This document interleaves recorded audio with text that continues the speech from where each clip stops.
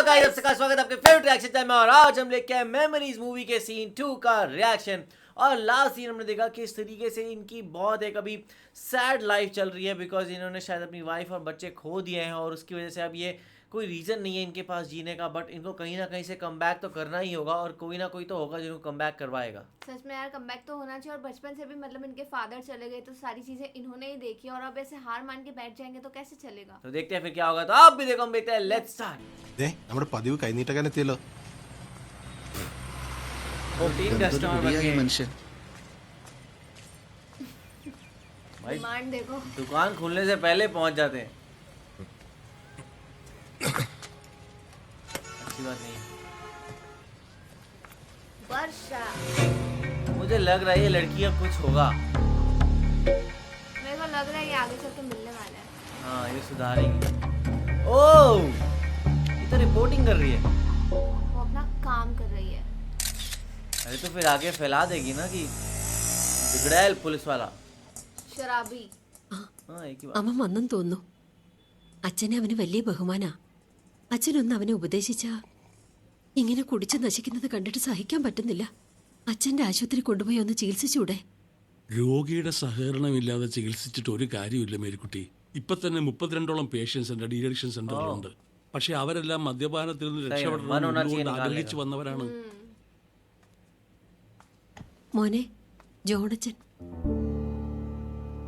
Father. तो at least इतनी तो रिस्पेक्ट है कि वो हटा दे एक बार के लिए।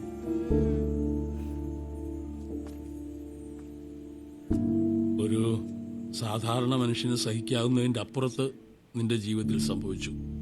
അത് കഴിഞ്ഞു. എല്ലാം മറന്ന് മുന്നോട്ട് പോകാനുള്ള ശക്തി ദൈവം തന്നിട്ടുണ്ട്. ഓരോ മനുഷ്യനും ചില കർത്തവ്യങ്ങളും കടമകളും തന്നു. അത് നിഷേധിക്കരുത്. ഇല്ല ചോ, നിഷേധിക്കുന്നില്ല. പക്ഷെ എനിക്കൊരു സംശയമുണ്ട്. क्या नाम? എന്റെ ഭാര്യയുടെയും മകളുടെയും കടമയും കർത്തവ്യവും എന്തായിരുന്നു? തിരിച്ചെടുക്കാനായിരുന്നെങ്കിൽ എന്തിനാ അച്ചോ എന്റെ മകളെ എനിക്ക്? सही बात है। എന്തിനാ അച്ചോ എന്നെ കൊതിപ്പിച്ചത്? ക്രൂരനാണ് നിങ്ങളുടെ ദൈവം. इनका विश्वास ही उठ गया है। ദൈവത്തിന്റെ നീതിയെ ചോദ്യം ചെയ്യാൻ നമുക്ക് അവകാശമില്ല. Justice of God. ये बोलने वाले के लिए आसान होता है। ये एथियस बन गए अब लग रहा है। ഇതാണ് നിങ്ങൾ പുരോഹിത വർഗത്തിന്റെ വിജയം. എന്തിനും ഏതിനും ഒരു ഉത്തരവുണ്ട്. പട്ടിണിയും കഷ്ടപ്പാടുമായിട്ട് നരകിച്ച് ജീവിക്കുന്ന ഒരു നീതിമാനെ ചൂണ്ടിക്കാണിച്ചു തന്ന നിങ്ങൾ പറയും സ്വർഗത്തിലേക്കുള്ള വഴി ഇടുങ്ങിയതും കല്ലും മുള്ളും നിറഞ്ഞതാണ്. കള്ളനും കൊലപാതകിയും എല്ലാ സൗഭാഗ്യങ്ങളോടുകൂടിയും ജീവിക്കുന്നത് കാണിച്ചു തന്നാലോ? അതിനുമുണ്ട് ഒരു ഉത്തരം. ദുഷ്ടനെ ദൈവം പന പോലെ വളർത്തുക. ഇതാണ് നിങ്ങളുടെ ദൈവത്തിന്റെ നീതിയെങ്കിൽ ആ ദൈവത്തിൽ എനിക്ക് വിശ്വാസമില്ല അച്ചോ. തൽക്കാലം സങ്കടം സഹിക്ക വയ്യാതെ വരുമ്പോ ഒരിറ്റാശ്വാസം തരുന്ന ഇവനാണ് എന്റെ ദൈവം. इसको भगवान बना लिया। നഷ്ടപ്പെട്ടത് ഏതെങ്കിലും ഒന്ന് തിരിച്ചു തരാൻ നിങ്ങളുടെ ദൈവത്തിന് സാധിച്ച അന്ന് ഞാൻ അച്ഛനെ അനുസരിക്കാം. അതുവരെ എന്നെ വെറുതെ വിട്ടേക്കച്ചോ. ये नहीं बदलेंगे। ക്ഷമിക്കണം അച്ചോ, ഞാൻ കാരണം വെറുതെ അച്ഛൻ. അങ്ങനെയൊന്നും ചിന്തിക്കരുത് മേരിക്കുട്ടി. അവൻ എന്തുകൊണ്ടാണ് ഇങ്ങനെ സംസാരിക്കുന്നത് എന്ന് എനിക്ക് മനസ്സിലാവും. എൻ്റെ കണക്കൂട്ടലുകളൊന്നും ഇതുവരെ തെറ്റിയിട്ടില്ല. അവൻ എൻ്റെ അടുത്ത് വരും. മനസ്സാലെ इनको लगता है वो आएंगे।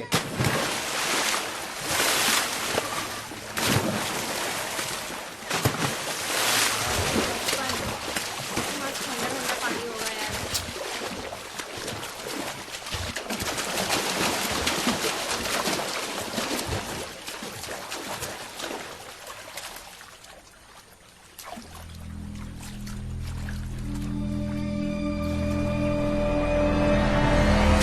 एक और बॉडी। सेम पैटर्न सेम है। ये लड़का दिखाता है उसमें बंदा। और इससे वो पुलिस वाला एक्सपोज हो गया भाई। उसने जो पकड़ा वो फेक ही था। और पता है वो जीसस क्राइस्ट की तरह लटका के आ रहा है। देखा? हाँ।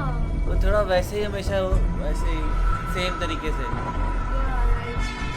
ऑन द क्रॉस, कैसे नोटिस किया यार? उनके हाथ पे भी बांधा हुआ എത്രയും वैसे പെട്ടെന്ന് ही. ഇൻക്വസ്റ്റ് റെഡിയാക്കി ബോഡി പോസ്റ്റ്മോർട്ടത്തിന് അയച്ചോളൂ. സിമിലർ കേസ് ആയതുകൊണ്ട് കഴിഞ്ഞ കേസ് പോസ്റ്റ്മോർട്ടം ചെയ്ത സുകുമാരൻ നായരെ കൊണ്ട് തന്നെ ഇതും ചെയ്യിക്കുക. Okay? Media no not now. ഞാൻ IG ഓഫീസറിൽ നിന്ന് പോവാണ്. എന്തെങ്കിലും പറഞ്ഞ് മീഡിയ ഒഴിവാക്കിയിട്ടോളൂ. Okay? Both cases have lot of similarities. लो. മരണകാരണം ലൈക്ക് ദ പ്രീവിയസ് കേസ്, ചോര വാർന്നാണ് മരിച്ചിരിക്കുന്നത്. ഈ മുറിവിലൂടെ മാത്രം ഇത്രയും ചോര വാർന്നു പോകും. അതിനുമ്പ് രക്തം കട്ടപിടിക്കില്ലേ? അങ്ങനെയാവണമെന്നില്ല, അത് മുറിവിന്റെ ആഴത്തെ ആശ്രയിച്ചിരിക്കും. പിന്നെ രക്തം കട്ടപിടിച്ചാലും മുറിവിന് ഇളക്കം തട്ടിയാൽ അത് വീണ്ടും ബ്ലീഡ് ചെയ്യും. Yeah, that's true. ബോധപൂർവം ടോർച്ചർ ചെയ്യുന്ന ഒരാൾ ഒരിക്കലും രക്തം കട്ടപിടിക്കാൻ സമയം കൊടുക്കില്ല. എക്സിസ്റ്റിംഗ് മുറിവുകളിൽ വീണ്ടും വീണ്ടും ആഴം കൂട്ടി ബ്ലീഡിംഗ് നിലനിർത്തുന്നതായി ഇവിടെ കാണുന്നുണ്ട്.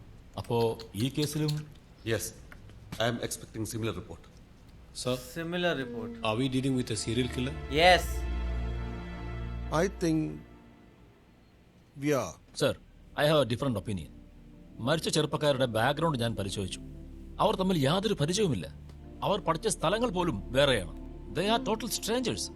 രണ്ട് സിമിലാരിറ്റി ഉണ്ട്, അവരുടെ പ്രായവും പ്രൊഫഷനും. Age and profession. രണ്ടുപേരും കസ്റ്റംസ് ജോലിക്കാരാണ്. ഒരു സീരിയൽ मुझे കില്ലർ എന്ന് लगता है ये सब പറയുമ്പോൾ वही victims തമ്മിൽ എന്തെങ്കിലും टाइम के थे കണക്ഷൻ जो हमने ഉണ്ടാവാം. स्टार्टिंग में देखा ना, वो फाइट करने അങ്ങനെ गए थे. വരണമെന്നില്ല. ഒരുപക്ഷെ ഒരു റാൻഡം സെലക്ഷൻ ആണെങ്കിൽ ഈ റിപ്പർ കേസൊക്കെ അങ്ങനെയായിരുന്നല്ലോ. Yeah, that's a possibility. പിന്നെ വിനോദ് ഇപ്പൊ പറഞ്ഞ സിമിലാരിറ്റീസ് ആയിക്കൂടെ ഇവർ തമ്മിലുള്ള കണക്ഷൻസ്? പ്രായം ഇപ്പൊ ഞാൻ മുഖവിലേക്ക് എടുക്കുന്നില്ല, പക്ഷേ പ്രൊഫഷൻ സത്യസന്ധരായ I am repeating Two sincere custom സത്യസന്ധരായ രണ്ട് കസ്റ്റംസ് ഓഫീസേഴ്സ് സ്വാഭാവികമായും ശത്രുക്കൾക്ക് പഞ്ഞം ഉണ്ടാവില്ല. അങ്ങനെയുള്ള ശത്രുക്കളാണ് ഈ കൊലപാതകങ്ങൾക്ക് പിന്നിലെങ്കിലോ പോലീസ് അന്വേഷണം തങ്ങളുടെ നേരെ തിരിയാതിരിക്കാൻ വേണ്ടി സീരിയൽ കില്ലറുടെ പുകമറ സൃഷ്ടിക്കുന്നതാണെങ്കിൽ അപ്പോ ഇനിയൊരു വിക്ടിം ഉണ്ടാവില്ല എന്നാണോ സാർ പറഞ്ഞു വരുന്നത്? എന്നുറപ്പിച്ച് പറയാനാവില്ല, ഇനിയും ഉണ്ടായെന്ന് വരാം. അതും ഒരു കസ്റ്റംസ് ഓഫീസർ ആണെങ്കിൽ I will stick on to my theory. അല്ലെങ്കിൽ कुछ भी theory. My theory is wrong. Are you going to wait for another victim? എന്നല്ല സർ, മരിച്ച ചെറുപ്പക്കാരുടെ പ്രൊഫഷണൽ ശത്രുക്കളുടെ പിറകിലാണ് ഞാൻ എന്ന് സൂചിപ്പിച്ചതാണ്. Mister Vinod, we don't have much time. Seriously नहीं ले रहे. പത്രക്കാർ ഇത് കുത്തിപ്പൊക്കുന്നതിന് മുമ്പ് ഒരു തീരുമാനത്തിൽ എത്തിയില്ലെങ്കിൽ? സാറ് പറയുന്ന പോലെ I can't jump into conclusions. പത്രക്കാർക്കൊക്കെ വേണ്ടി how dare you talk me like that? ഒരു നിരപരാധിയെ പിടിച്ച് ഇടിച്ച് സമ്മതിപ്പിച്ചിട്ട് പത്രക്കാരോട് വിളമ്പാൻ നിങ്ങൾക്കായിരുന്നല്ലോ തിടുക്കം. हाँ, ദേ, പുറത്ത് കാത്തു നിൽപ്പുണ്ട്. You go and answer dum. जाओ. हाँ जाओ. രണ്ട് കൊലപാതകങ്ങൾ ഒരേപോലെ നടന്നു എന്നതുകൊണ്ട് മാത്രം കുറ്റവാളി ഒരാളാണെന്ന് ഉറപ്പിക്കാൻ സാധിക്കില്ല. അതിന് വ്യക്തമായ തെളിവുകൾ വേണം. എന്ത് തെളിവുണ്ടായിട്ടാണ് നിങ്ങൾ അലി ഉമറിനെ അറസ്റ്റ് हाँ, Ali Umar. Sorry, no more comments. SP No Vinod more കൃഷ്ണയുടെ comment. നേതൃത്വത്തിൽ നടന്ന അന്വേഷണത്തിൽ സംശയാസ്പദമായ कोई आंसर ही नहीं है police good evening sir. Good evening. What the hell SP Vinod is doing there? Evening ന്യൂസിലോ? അയാൾ എന്തൊക്കെയാണ് ഈ പറയുന്നത്? അയാളെ കൊണ്ട് സാധിക്കുന്നില്ലെങ്കിൽ ട്രൈ someone efficient.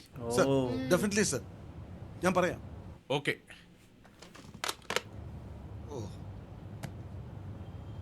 उनको तो बुला ही नहीं सकते ना वापस.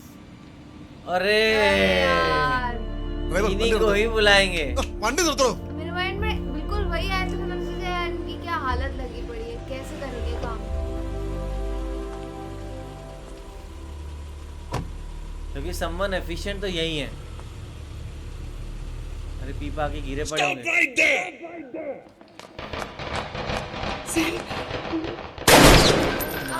ഡാഡി सेम सपना, सेम. रियलिटी भी हो सकती है. रियलिटी ही थी.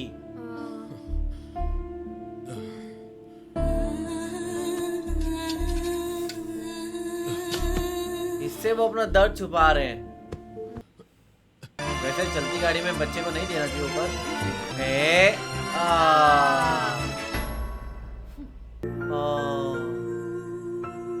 अलग ऐसा है कि इनका सब कुछ ही यही था. Oh my God. और हमने पता है स्टार्टिंग में गाना सुना था कि मेमोरीज हमेशा रह जाती हैं. पकड़े गए. ये अगर मैं नॉर्दर्न लाइट्स से लग रहा है. ये मैं इंट्रो में देता हूँ मुझे बहुत प्यारा लगता है, बट अब मुझे पता है कि एंड में तो कुछ रहा ही नहीं. सब कुछ कितना प्यारा प्यारा है, इवन बच्चे के बाद भी यार. कैसे वो ट्रांजिशन था. नो. कहाँ उनका हाथ और कहाँ सिर्फ बोतल और कुछ नहीं. मिजरेबल हो गया लाइफ.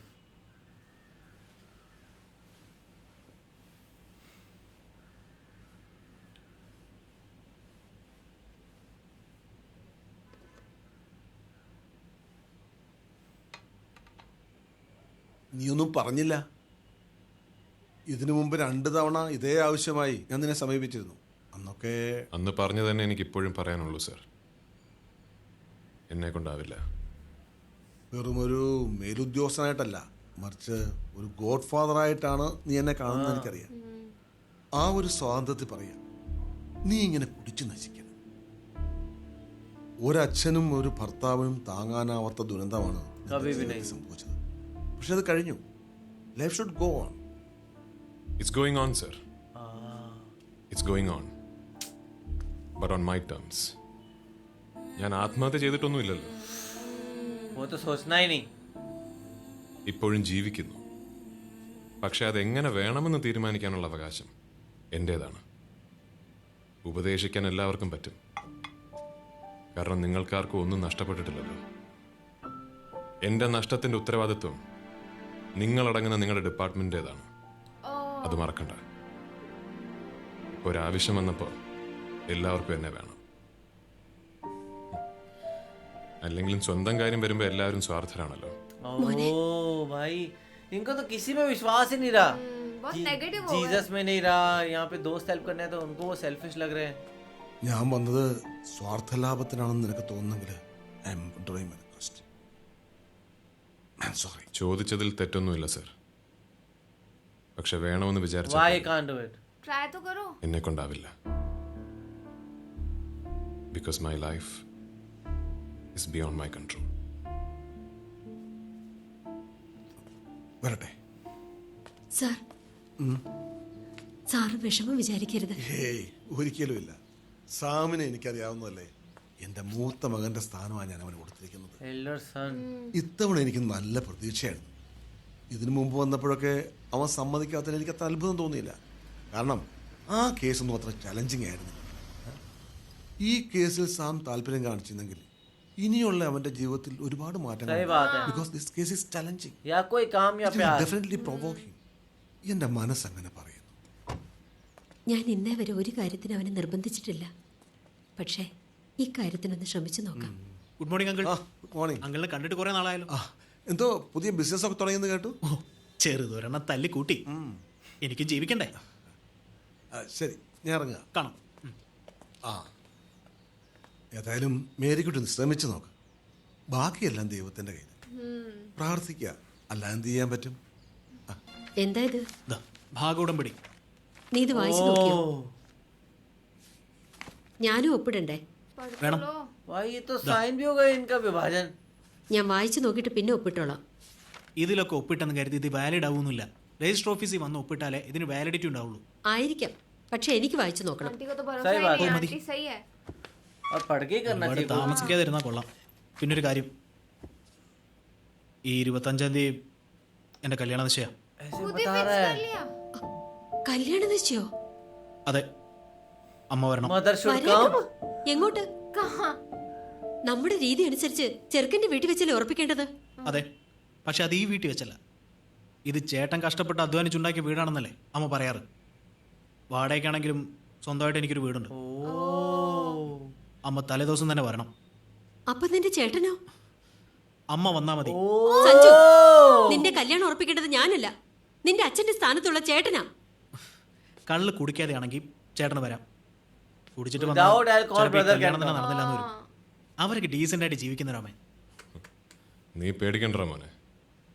ഞാൻ കാരണം നിന്റെ കല്യാണം മുടങ്ങില്ല. My God. नहीं आएंगे. അമ്മ വരും. ഇല്ല, നിനക്ക് പോകാൻ പറ്റാത്തടത്തേക്ക് ഞാനില്ല. ये भी नहीं जाएंगे. എന്തൊരു കഷ്ടം ഇത്. അമ്മേ, അവൻ പറയുന്നതിലും കാര്യമുണ്ട്. അമ്മ പോണം. വേണ്ട, എന്നെ നിർബന്ധിക്കരുത്. ഞാൻ തന്നെ പോവില്ല. നിങ്ങൾക്കൊന്ന് പൊയ്ക്കൂടെ തള്ളേ? അവന് നിങ്ങളുടെ മോനല്ലേ? സമാധാനമായിട്ട് ജീവിക്കാനും സമ്മതിക്കില്ല.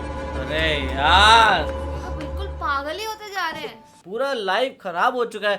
इनको कुछ ना कुछ तो चाहिए कम बैक करने के लिए, क्योंकि अब ये अपनी मदर की रिस्पेक्ट नहीं कर रहे। इनको याद रखना चाहिए मदर तो इनको सबसे ज़्यादा प्यार करती है, बिकॉज वो बचपन से लेके अभी तक इनको इतना अच्छे से ट्रीट करती आई है, सब चीज़ मतलब प्यार करती आई है। और अब ये उनके साथ इस नफरत के साथ रह रहे हैं क्योंकि उनकी वाइफ और बच्चे दोनों चले गए हैं। और अब क्या होगा पता नहीं, इनका भाई तो थोड़ा अलग सा ही है। अब इनको वो मिशन मुझे लगता है लेना ही पड़ेगा। सच में यार, कुछ तो वो चीज़ को एस्केप करने के लिए चाहिए कहीं तो, नहीं तो इनका जो माइंड है वही सारी चीज़ें करता रहेगा और बस वो ड्रिंक करते ही रहेंगे। वही और वही वही बार बार सोचते रहेंगे और वही चीज़ अभी ऐसे कहीं ना कहीं हो ही जाता है। जैसे देखो उनका रिमोट पे हाथ लगा तो वो चालू हो गया, कुछ और सोचेंगे फिर कुछ और हो जाएगा।